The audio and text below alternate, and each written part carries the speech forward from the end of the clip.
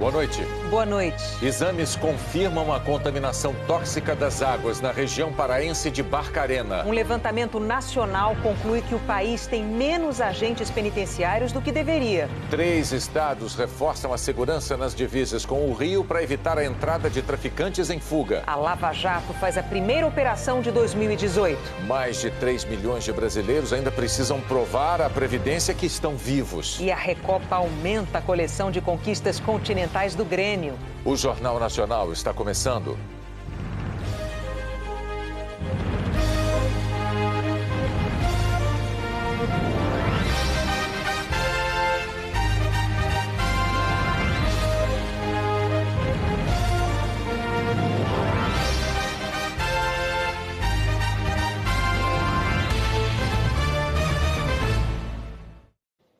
Os estados de São Paulo, Minas Gerais e Espírito Santo anunciaram hoje medidas de reforço de segurança nas divisas com o Rio de Janeiro. Os governos estaduais tentam prevenir a entrada de traficantes do Rio em fuga. Em terra, com policiais e viaturas, e pelo ar, com o uso de drones e de um helicóptero, começou hoje o monitoramento dos 200 quilômetros de divisa do Espírito Santo com o Rio de Janeiro e parte de Minas Gerais. Um dos pontos do bloqueio é na BR-101. A previsão inicial é de 2 meses e meio de fiscalização mais rigorosa. Quem anda certinho, quem anda correto, não tem esse negócio não, né? Não é problema nenhum, não é incômodo nenhum, né? Reforçar o controle sobre as rodovias Fernão Dias e Presidente Dutra, federais, e sob responsabilidade da Polícia Rodoviária Federal, com o apoio das polícias do estado de São Paulo, em operações para combater principalmente o fluxo de armas e munições em direção ao Rio de Janeiro. Essa foi uma das decisões anunciadas no encontro de hoje na Secretaria de Segurança Pública Paulista. Participaram o ministro da Justiça, Torquato Jardim, e o secretário de Segurança de Minas Gerais, Espírito Santo e São Paulo. O ministro explicou que a atuação das polícias estaduais em estradas federais vai precisar de embasamento legal. Vamos assinar um protocolo para que atenda aos requisitos constitucionais e legais, para que a Polícia Militar do Estado de São Paulo possa também atuar na repressão, na fiscalização e, eventualmente, aplicação de multas que forem hipóteses legais. Em relação à possível migração de criminosos do Rio para os estados vizinhos, o discurso foi de que as medidas são por precaução.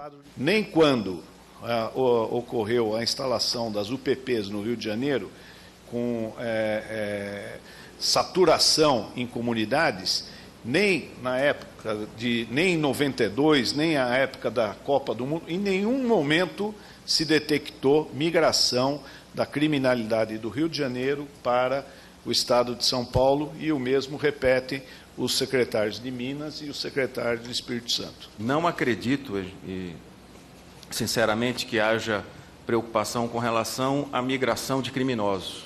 Não é essa a primeira preocupação, mas sim com a possibilidade eventual de migração de modalidades criminosas ou de atuações de grupos mais intensa nas regiões de divisa. Em Brasília, o ministro da Defesa disse que a migração de criminosos sempre é possível. Onde você tem uma eficácia maior das forças de segurança, o crime, em certa medida, migra, não é? E nós temos sim, está correto, essa é uma preocupação que a gente tem que ter e que a gente tem que cuidar, não é? Para que ela não se corporifique. O interventor federal na área de segurança pública do Rio vai encontrar muitos problemas para resolver internamente nas forças policiais. O general Braga Neto deve apresentar o planejamento da intervenção na semana que vem. Os militares que trabalham no plano de ação querem evitar que a intervenção seja apenas um remendo para os problemas graves da segurança pública. Oficiais envolvidos na intervenção disseram que um dos objetivos é fazer mudanças de longo prazo, capazes de deixar um legado para os próximos anos. Nesse sentido, o Exército considera essencial investir na estrutura da segurança pública, recuperar e aperfeiçoar a capacidade operacional das polícias, mas não sabe ainda se vai ter dinheiro para isso. O ministro da Defesa, Raul Jungmann, disse hoje que não vai faltar dinheiro para as ações de intervenção e que a força policial sucateada é um problema. Força policial no Rio de Janeiro, em qualquer lugar, ela sucateada não atende à necessidade de segurança da população. O senhor general, ele vai apresentar as suas necessidades E, obviamente, o compromisso do presidente reiterado, presidente Temer, é de procurar atender a essas demandas. Dados do orçamento mostram a redução dos investimentos nas forças policiais do Estado nos últimos anos. De acordo com a Secretaria de Fazenda do Estado, o Rio só utilizou 78% do orçamento inicial da área de segurança em 2017. Foram gastos 8 bilhões e meio de reais, mais do que as despesas nas áreas de saúde e de educação. Mas quase 90% dos gastos com área de segurança foram para o pagamento de pessoal e a administração. Acho que a questão da corrupção e da crise no Rio foram muito determinantes para essa deterioração da segurança, né? Quando a gente olha para o orçamento da segurança pública, descobre por que a inteligência da polícia no Rio não chega a ser assim um 007. É que, na verdade, o setor recebe apenas 0,00003%. Praticamente nada. Em 2017, o Estado gastou com informação e inteligência míseros R$ 2.470. E no ano anterior, apesar da previsão inicial de R$ 10 mil, não gastou nada. Sem inteligência e sem investigação de porte, você não vai prender os grandes criminosos, não vai prender as pessoas que fazem receptação de produtos roubados, de cargas, de drogas. A gente vai ficar, né, eternamente no varejo. Para o Sindicato dos Policiais Civis, a falta de investimentos vem prejudicando há muitos anos o trabalho de investigação. Hoje a gente tem na Polícia Civil uma defasagem de quase 15 mil profissionais de polícia. Então, a gente tem, além da questão do baixo efetivo, hoje nas delegacias, falta viatura, falta papel, falta toner, falta de tudo, né? E a gente não consegue realmente prestar um serviço de excelência para a população fluminense. A Secretaria de Administração Penitenciária diz que faltam 2.500 agentes. Na PM, o déficit é de 16 mil policiais. Além disso, metade dos 6.500 carros da PM está parada por falta de manutenção. Hoje sobrevoamos 2 batalhões, um na Zona Norte, outro na Baixada Fluminense. Encontramos pátios lotados de viaturas abandonadas. São dezenas de carcaças. Alguns estão sem pneus, portas, falta até motor. No cemitério de carros, tem até um blindado da PM. Na prática, as atividades capazes de dar conta disso, que é fazer rastreamento, combater lavagem de dinheiro, combater todo o circuito econômico que está por trás desse crime, isso não vem sendo feito. E muito pouco investimento em inteligência e em polícia civil, que é algo que aparece pouco, mas dá bastante resultado em termos de redução de crime.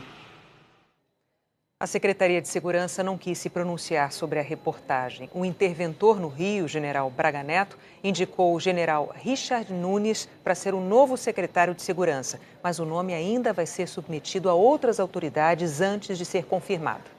19 estados brasileiros têm menos agentes penitenciários do que o recomendado para manter o controle dos presídios. O levantamento é do Monitor da Violência, é uma parceria do G1 com o Núcleo de Estudos da Violência da USP e com o Fórum Brasileiro de Segurança Pública. Uma população de 686 mil pessoas, equivalente à de uma cidade como Osasco, no interior de São Paulo. São os presos do sistema penitenciário brasileiro. O problema é que existem apenas 407 mil vagas. O déficit é de 279 mil. Os agentes penitenciários são os responsáveis por manter a ordem dentro das unidades. O Conselho Nacional de Política Criminal e Penitenciária diz que dentro de uma cadeia deve haver, pelo menos, um agente para cada 5 presos. A pesquisa avaliou dados de 26 estados e do Distrito Federal e concluiu que 19 não cumprem a resolução do Conselho Nacional. Apenas 8 estão na média recomendada. Pernambuco tem a pior média, 20 presos para cada agente penitenciário. E a situação se torna mais grave por causa da superlotação. É o estado que tem a maior quantidade de presos por vaga no país.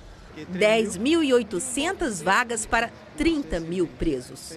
De acordo com o Sindicato dos Agentes Penitenciários de Pernambuco, são 1.500 profissionais trabalhando. Faltariam 4.500 para Pernambuco cumprir o que estabelece o Conselho de Política Penitenciária. Com poucos agentes penitenciários e os plantões reduzidos, a gente guarda a gaiola.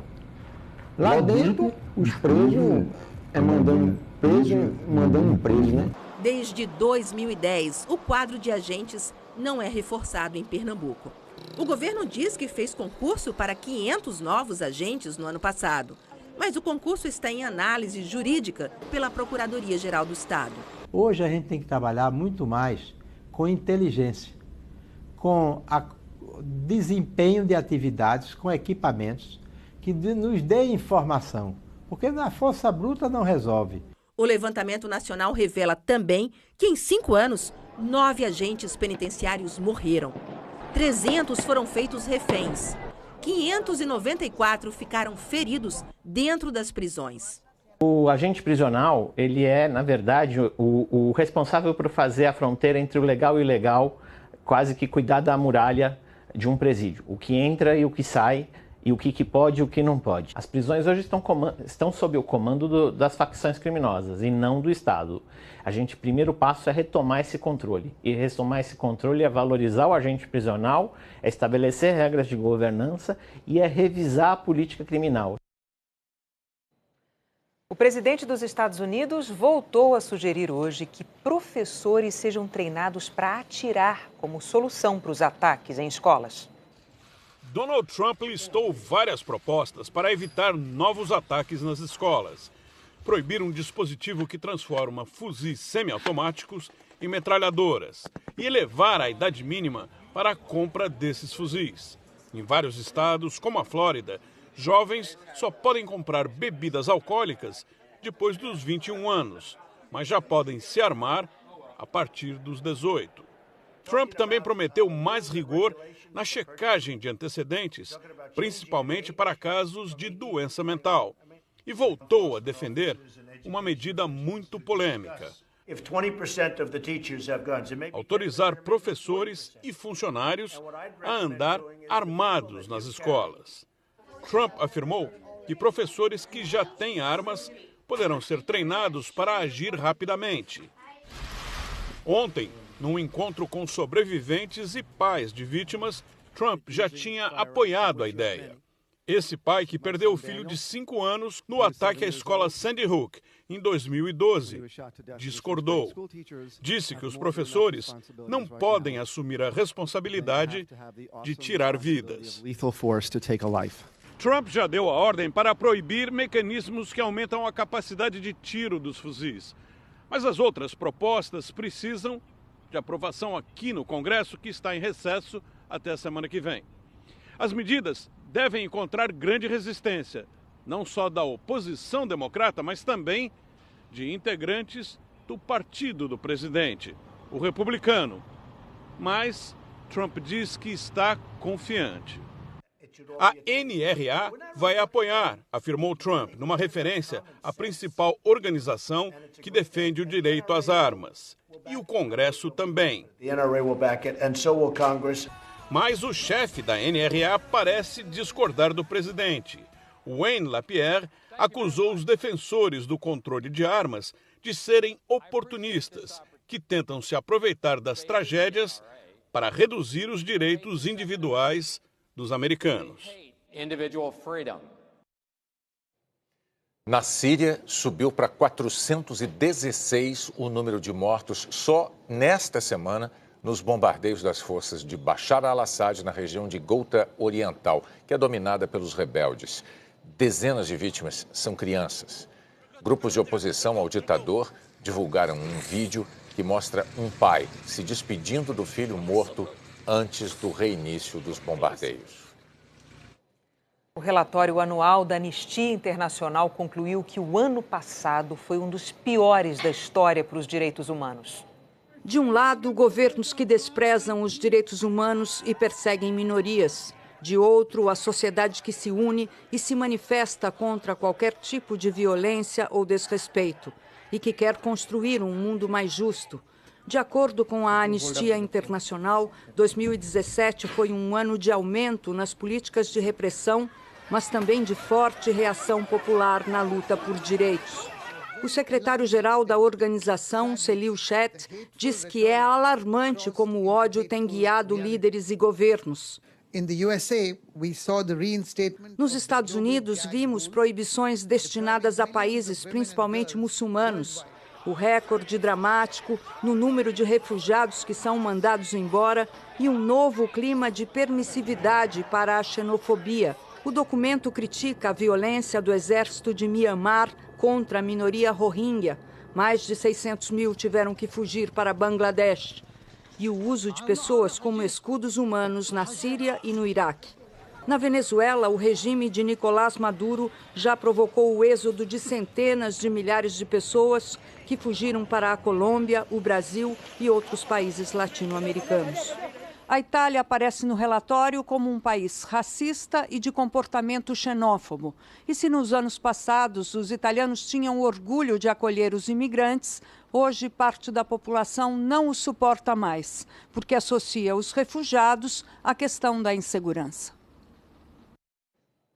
A seguir, exames confirmam a contaminação tóxica das águas na região paraense de Barcarena. Um estudo dá novas pistas sobre o que pode ter iluminado o céu da Bahia. A água que abastece moradores de comunidades vizinhas a uma mineradora em Barcarena, no Pará, está contaminada por material tóxico que vazou depois de uma chuva forte. As fotos apresentadas pelo Instituto Evandro Chagas mostram a refinaria da Hidroalunorte debaixo d'água, depois da chuva do último sábado em Barcarena, nordeste do Pará. Segundo os pesquisadores, esta tubulação foi usada pela empresa de forma irregular para despejar o excesso de água em uma região de floresta. Nesta outra imagem, o transbordamento é no depósito de resíduos de bauxita misturada a substâncias como soda cáustica. Os pesquisadores coletaram amostras de água nas instalações da empresa, em áreas de mata que também ficaram inundadas e nos igarapés que cortam 3 comunidades no entorno da refinaria. O Instituto Evandro Chagas constatou a presença de chumbo e de altos níveis de nitrato, sódio e alumínio. No caso do alumínio, o índice estava 25 vezes acima do normal. Esses efluentes cáusticos, eles em contato com a pele podem causar danos dermatológicos gravíssimos. E o risco aí está associado ao contato primário, tá bom, com essas águas e ao consumo. Quando nós estivemos na comunidade do Bom Futuro, os poços artesianos são construídos às margens dos igarapés. Consumir essas águas hoje, muito risco à saúde. Você pode ter diversos problemas de saúde. O Instituto Evandro Chagas também alertou sobre a possibilidade de novos vazamentos, já que estamos no chamado inverno amazônico, que é o período mais chuvoso do ano. Os pesquisadores recomendaram às autoridades o fornecimento imediato de água potável aos moradores, a criação de um sistema de alerta de chuvas e a execução de um plano emergencial para avaliar a qualidade da água na região da refinaria. Moradores que vivem a 2 quilômetros da refinaria tiveram as casas inundadas durante a chuva. Aquela água velha ferrujada, amarelada, assim, sabe? E até com aquele odor, um odor forte. Em sua página na internet, a Hidroalunorte diz que é a maior produtora de alumina do mundo. A alumina é produzida a partir do refino de bauxita e é a principal matéria-prima do alumínio. Desde o fim de semana, a empresa vinha negando o vazamento. Hoje, disse em nota que vai analisar o laudo do Instituto Evandro Chagas antes de se manifestar sobre o assunto. A Secretaria Estadual de Meio Ambiente, que é responsável pelos licenciamentos, também negou no começo da semana que tivesse havido rompimento ou transbordamento da chamada lama vermelha na mineradora norueguesa. Hoje, em nota, disse que vai estudar o laudo para adotar as medidas necessárias. O Ministério Público do Pará abriu 2 inquéritos para apurar as denúncias. Em 2009, o IBAMA multou a mineradora Alunorte pelo mesmo motivo, vazamento de rejeitos. As multas somam 17 milhões de reais e não foram pagas até hoje. A empresa recorreu e informou que acompanha os processos. Eu preciso fazer uma correção. Agora há pouco, na nossa reportagem sobre o monitor da violência, nós afirmamos que Osasco fica no interior de São Paulo. Está errado. Osasco fica na Grande São Paulo. Renata. E vamos agora para a capital paulista conversar com a Maju Coutinho. Ela tem a previsão do tempo para todo o Brasil para a gente. Olá, Maju, boa noite. Vai chover ainda no Rio? Oi, Renata, boa noite para você, para o Bonner e para todos. Vai sim, Renata, a chuva está em Angra no momento, mas pode chegar com força de madrugada ao Rio de Janeiro e, infelizmente, os cariocas podem ter repeteco de cenas como as de ontem, né? Raios, alagamentos, transbordamentos, viu? Sobra chuvona também para a região metropolitana, inclusive alguns rios aí da região metropolitana e da região serrana correm risco de transbordamento. Em rios de Duque de Caxias tem aí 80% de chance de transbordar. Em Magé, Petrópolis e Nova Friburgo teve rio que subiu bastante, por isso também tem alerta. Lá em Goiânia, córregos se espalharam por ruas da cidade e olha a violência da água invadindo esta confecção. E vem mais chuva, gente, pois tem esse blocão aqui de nuvens carregadas sobre parte do centro-oeste, sudeste, sul e áreas do nordeste também. Trata-se de uma convergência de umidade aqui entre centro-oeste e áreas do sudeste. E tem também essa frente fria, essa baixa pressão, botando mais lenha aí na fogueira das instabilidades que podem provocar chuva volumosa de madrugada em pontos do litoral paulista. Agora, de Rondônia até Rio de Janeiro, passando por Goiás e Mato Grosso, pegando áreas do Espírito Santo, alerta de temporais amanhã.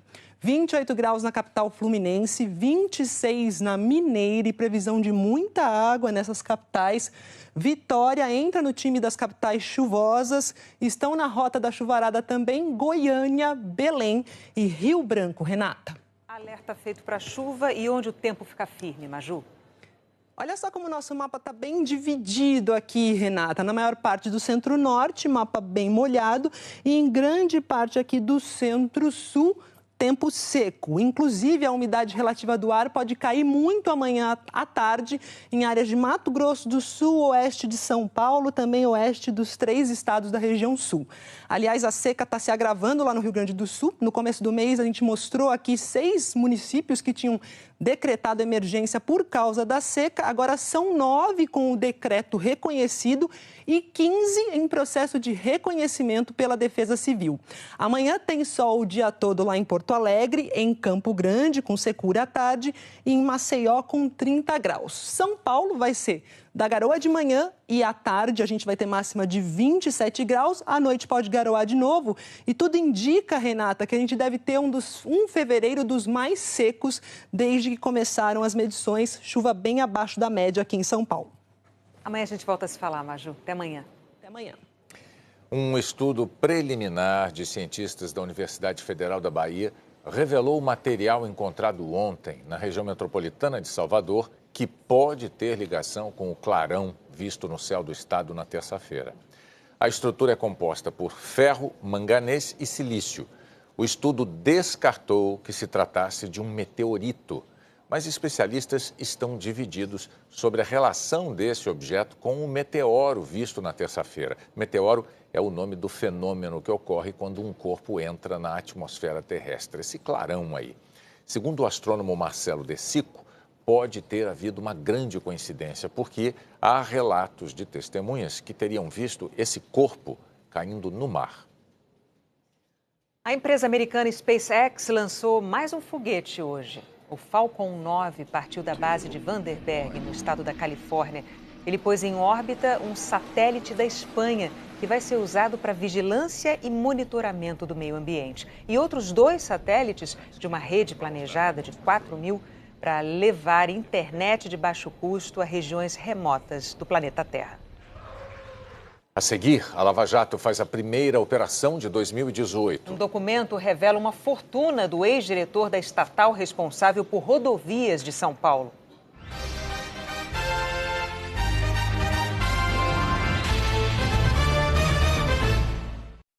A Lava Jato realizou hoje em 4 estados a primeira operação do ano. Essa 48ª fase prendeu 6 suspeitos de envolvimento em irregularidades na concessão de rodovias federais sob controle do governo do Paraná. O Ministério Público afirma que o esquema é semelhante ao que foi usado para fraudar licitações na Petrobras. Houve superfaturamento de itens de planilha que legitimou um aumento das tarifas totalmente desproporcional, e isso foi feito em detrimento do povo, que acabou ficando sem as melhorias. Boa parte, quase todas as rodovias não são duplicadas. Os investigadores dizem que os operadores financeiros Adir Assad e Rodrigo Tacla Duran, que atuavam na Lava Jato, também participaram de transações ilícitas com a concessionária Triunfo Econorte. A concessionária é responsável por um trecho de 340 quilômetros. A tarifa em uma das praças de pedágio é a mais cara do estado, R$ 22,00. Isso aí não existe um valor disso aí, pela rodovia que tem. A operação de hoje simplesmente é a tentativa de investigar uma ferida aberta no estado do Paraná, que são as altas tarifas do pedágio e suas justificativas. O diretor-geral do Departamento de Estradas e Rodagem no Paraná, Nelson Leal Júnior, foi preso em casa em Curitiba. O Ministério Público afirma que Nelson vem usando do cargo para editar diversos atos administrativos em favor das concessionárias de pedágio no Paraná e participa do grupo de trabalho nomeado pelo governador do estado para estudar a possibilidade de renovação dos atuais contratos. E seria o principal responsável por celebrar com as concessionárias termos de ajuste e aditivos benéficos às empresas. Os procuradores afirmam que ele tinha gastos incompatíveis com a renda declarada. Um deles seria a compra de um apartamento por mais de R$2,5 milhões, parte paga em dinheiro vivo. Os policiais federais também cumpriram mandado de busca e apreensão na sala de Carlos Nasser, no Palácio Iguaçu, sede do governo estadual. No fim da manhã, ele foi afastado do cargo de assessor da Casa Civil do governo Beto Richa, do PSDB. Richa não é investigado. O juiz Sérgio Moro afirmou que há suspeita de que Nasser teria utilizado uma empresa de fachada para receber quase R$3 milhões de empresas ligadas à cobrança de pedágio. A defesa de Adir Assad disse que ele vai continuar colaborando com o Ministério Público Federal e com a Polícia Federal. Carlos Nasser afirmou que, em depoimento, que todo o dinheiro que recebe é fruto do trabalho como servidor. Também em depoimento, Nelson Leal Júnior disse que a compra do apartamento foi legal e que os contratos com as concessionárias seguiram normas técnicas. Ele foi afastado da direção do Departamento de Estradas e Rodagem no Paraná. O governador Beto Richa anunciou que a Controladoria Geral do Estado vai investigar e que Carlos Nasser trabalhou em outros governos e nunca foi assessor direto dele. A assessoria da Triunfo Econorte não retornou nosso contato. Nós não conseguimos contato com a defesa de Rodrigo Tacla Duran. O ex-presidente do grupo Odebrecht, Marcelo Odebrecht, apresentou ao juiz Sérgio Moro mais um conjunto de e-mails na ação sobre a compra de um terreno que seria para uso do Instituto Lula. As mensagens trocadas entre 2010 e 2012 foram encontradas pelo próprio Marcelo no computador dele. Ele cumpre a pena em casa desde dezembro. Segundo os advogados, as 21 trocas de e-mails reforçam o que Marcelo Odebrecht falou na delação premiada sobre a compra do terreno que abrigaria o Instituto Lula em São Paulo. Ele disse que o dinheiro veio da conta de propinas destinada ao PT, mas que a obra nunca saiu do papel porque o ex-presidente Lula teria desistido do terreno. Num dos e-mails, o ex-diretor da Odebrecht Realizações Imobiliárias, Paulo Melo, pede que executivos do setor de propinas programem 3 pagamentos de R$1.057.000. São os mesmos valores que aparecem na planilha Italiano, relacionados à linha Prédio IL. De acordo com a Lava Jato, Italiano é o ex-ministro petista Antônio Palocci, que já confessou em depoimento ter gerenciado propinas. Em outro e-mail, Paulo Melo afirma a Marcelo que foi procurado pelo pecuarista José Carlos Bunlai, amigo de Lula, para acertar um prazo para a inauguração do Instituto, maio de 2011. Nesta outra mensagem, Marcelo Odebrecht fala sobre uma reportagem do site UOL, afirmando que uma empreiteira patrocinaria a nova sede do Instituto Lula. Marcelo escreve: já avisei ao Italiano que estamos batendo na trave. Este pessoal não tem responsabilidade. Como algum repórter xereta pode acabar chegando na DAG, acho importante prepararmos a história, estratégia de comunicação ou de não comunicação deles. Marcelo Odebrecht afirmou em delação que a DAG foi a empresa usada como laranja para comprar o terreno. O processo já está na fase final, mas não há prazo para a sentença. Este processo é o segundo dos 3 contra Lula em Curitiba. No primeiro, sobre o triplex do Guarujá, o ex-presidente já foi condenado em segunda instância a 12 anos e 1 mês de prisão. A defesa do ex-presidente Lula afirmou que a apresentação dos e-mails ocorre fora do tempo apropriado, que por isso eles precisam ser retirados do processo. Do contrário, a defesa de Lula vai questionar a idoneidade do material e pedir que todas as testemunhas sejam ouvidas novamente. A defesa afirmou ainda que o ex-presidente jamais solicitou ou recebeu a propriedade de qualquer imóvel para o Instituto Lula. A defesa de José Carlos Bunlai não quis comentar. Nós não conseguimos contato com a DAG. Um documento obtido pela Justiça Federal revelou que Paulo Vieira de Souza, ex-diretor da estatal que administra rodovias em São Paulo, mantinha o equivalente a 113 milhões de reais em contas fora do Brasil. Paulo Preto, como é conhecido, já é alvo de investigação no Supremo Tribunal Federal, num inquérito de que também faz parte o senador José Serra, do PSDB. Paulo Vieira de Souza, conhecido como Paulo Preto, foi diretor da estatal paulista entre 2005 e 2010. O Ministério Público da Suíça informou ao Ministério Público Federal em São Paulo que contas no exterior ligadas a Paulo Preto atingiram um saldo conjunto equivalente a 113 milhões de reais. Os procuradores pediram a quebra do sigilo bancário dele. Além de autorizar a suspensão do sigilo, a juíza Maria Isabel do Prado, da 5ª Vara Criminal da Justiça Federal de São Paulo, determinou o bloqueio dos eventuais saldos que existam nas contas dele no exterior. Os documentos suíços revelaram que o dinheiro estava em 4 contas bancárias, abertas em 2007 por uma offshore sediada no Panamá, cujo beneficiário é Paulo Preto, e que em fevereiro do ano passado o dinheiro foi transferido da Suíça para um banco nas Bahamas. A juíza diz que há fortes indícios dos crimes de peculato e falsidade ideológica, bem como o enriquecimento injustificado. Em dezembro do ano passado, Paulo Preto foi incluído como investigado no inquérito no Supremo Tribunal Federal que apura possíveis crimes cometidos pelo senador José Serra, do PSDB, que tem foro privilegiado. As investigações foram autorizadas depois que delatores da Odebrecht relataram irregularidades na licitação das obras do trecho sul do Rodoanel em São Paulo. A defesa do ex-diretor da Dersa quer que os inquéritos de São Paulo também sejam enviados para o Supremo e que a cooperação com as autoridades suíças seja suspensa. A Procuradoria-Geral da República se manifestou contra o pedido, que ainda não foi analisado pelo STF. O relator do caso é o ministro Gilmar Mendes.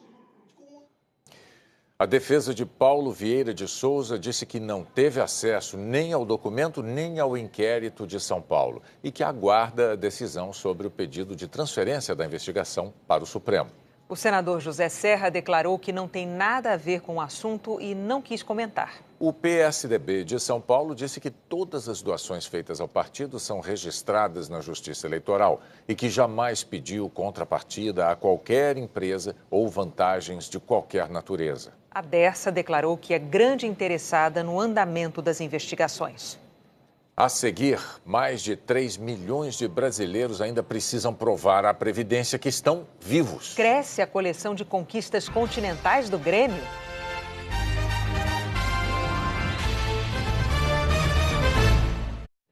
Mais de 3 milhões de aposentados e pensionistas de todo o Brasil têm até o fim deste mês para provar que estão vivos e continuar recebendo os benefícios. Dona Inês tem 87 anos e todo ano sabe que tem um compromisso importante: ir ao banco onde recebe a aposentadoria para fazer a prova de vida. Se eu não fizer, os meus benefícios serão cortados e aí fica difícil. É isso mesmo, o aposentado ou pensionista todo ano tem que provar que está vivo, fazer um recadastramento. E quem não fizer essa comprovação pode ficar sem o pagamento. A Previdência diz que é uma proteção contra as fraudes. Em alguns lugares no Brasil você tem pessoas vendendo cartões de benefício de pessoas já falecidas, e é esse grupo de pessoas que a gente tenta localizar para evitar a fraude no pagamento de benefício. Nem o presidente Michel Temer escapou. No ano passado, ele ficou 2 meses sem receber a aposentadoria como procurador do estado de São Paulo, porque não tinha feito a prova de vida. Até o dia 28 de fevereiro, quarta-feira que vem, mais de 3 milhões de aposentados têm que fazer a prova de vida, se não quiserem ter o benefício suspenso. E não é difícil, não precisa ir ao INSS. Basta ir à agência bancária onde recebe o pagamento e apresentar um documento de identificação com foto para fazer o recadastramento da senha usada para sacar o benefício. Quem não puder ir por algum problema de saúde pode fazer a comprovação de vida por meio de um procurador cadastrado no INSS, com um atestado médico emitido há menos de 30 dias. Sueli já fez o dever de casa. Muito importante nós comprovarmos que estamos vivos, né? Para não ter fraude. Um levantamento do Tribunal Superior do Trabalho concluiu que o número de processos novos na Justiça caiu pela metade com a reforma trabalhista. Quando assumiu o comando do TST em 2016, Ives Gandra Martins Filho enfrentou pressões que questionavam a eficiência da Justiça do Trabalho.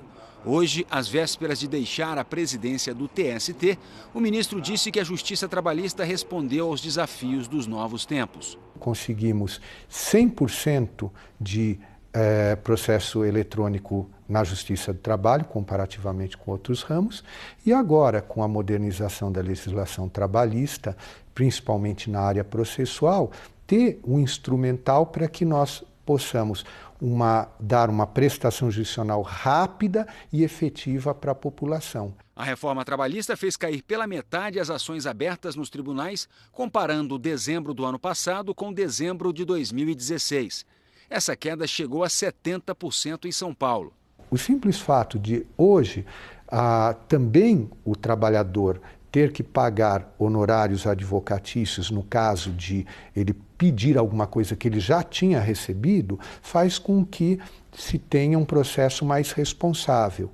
Também as empresas vão ter que ser mais responsáveis ao recorrer. Se o trabalhador ganhou e a empresa entrar com recurso protelatório, ela também vai ser punida e multada. O presidente do TST fez uma veemente defesa da Justiça do Trabalho. Eu tenho muito orgulho de ser magistrado trabalhista e de compor esse universo de juízes do trabalho que estão fazendo esse trabalho silencioso de compor os conflitos e fazer com que a sociedade funcione com muita pacificação. O Tribunal Superior do Trabalho terá que atualizar súmulas, entendimentos, observando as novas regras trabalhistas. Ives Gandra Martins Filho deixa a presidência do TST na segunda-feira. Ele será substituído pelo ministro João Batista Brito Pereira. Mas a festa de despedida foi hoje, com um convidado especial.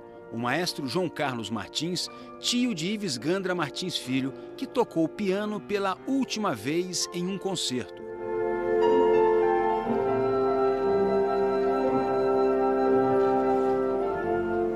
Ele também participou da regência da Orquestra Sinfônica de Brasília.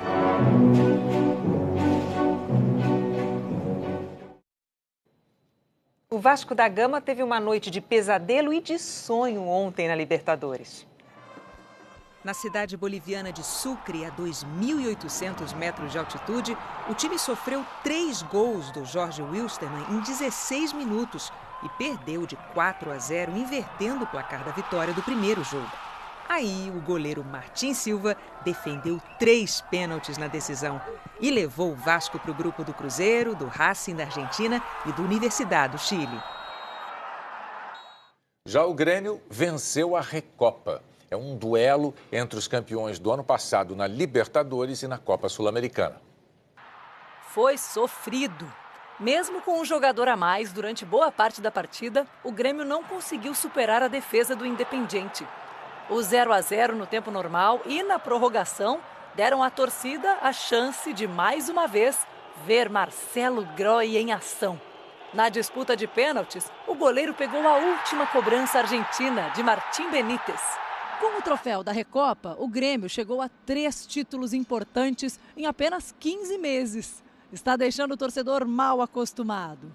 Totalmente diferente da sequência que veio antes de 2016, quando o clube chegou a ficar 15 anos sem nenhuma conquista de maior expressão. Pô, é demais, né, cara? Ganhar a Recopa agora, ele ganhou a Libertadores, pequenininho já campeão, é bom demais, né? Eles não comemoravam assim desde os tempos de Felipão. De 94 a 96, a sequência foi a mesma. Copa do Brasil, Libertadores e a Recopa. Do técnico sério dos anos 90 para o irreverente Renato Gaúcho. Eu, sinceramente, estou meio cansado aqui no Grêmio, mas não é do trabalho, não. É de dar voltas olímpicas, Maicon. O já distante Grêmio do Felipão ainda conquistou um 4º título, o Brasileirão de 96. Quem sabe a história se repete? Falta o Brasileirão, né? Espero não parar tão cedo. Logo mais, depois de Brasil a Bordo, tem o Jornal da Globo e em seguida as principais competições olímpicas de inverno ao vivo. Boa noite. Boa noite, até amanhã.